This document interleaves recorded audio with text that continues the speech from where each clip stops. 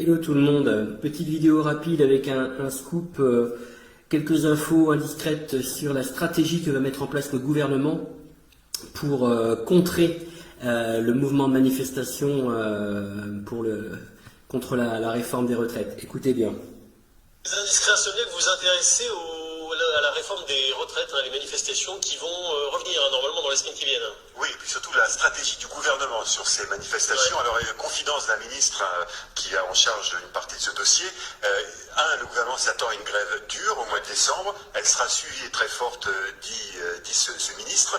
Mais il y a une stratégie qui se met en place. Ça sera au mois de novembre. Alors, essayer d'avancer, de négocier, régime par régime, les régimes autonomes, les régimes spéciaux, essayer de trouver des avancées, notamment avec les avocats, pour que l'idée, c'est en gros de signer des paix séparées avec les uns et les autres, pour qu'au final, il ne reste plus que la RATP et la SNCF, et ce sera plus facile à gérer. Parce que ce ministre dit, d'abord, la CGT ne tient pas... Pas de souveraineté de front, quoi.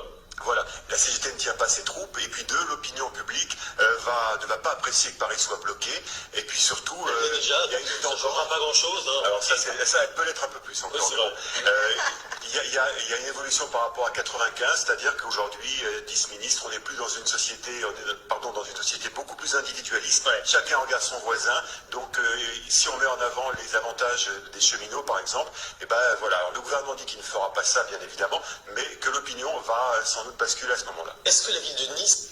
Voilà, c'est assez machiavélique, c'est vraiment cynique. Il y a deux choses importantes à retenir. Effectivement, systématiquement comme ils font, ils vont mettre en avant les avantages des cheminots pour que l'opinion publique se retourne contre les cheminots. Et surtout, ce qu'il a dit sur cette notion de solidarité qui disparaît depuis plusieurs années. Et ils vont jouer à fond là-dessus sur l'individualisme. C'est-à-dire, chacun regarde midi à sa porte.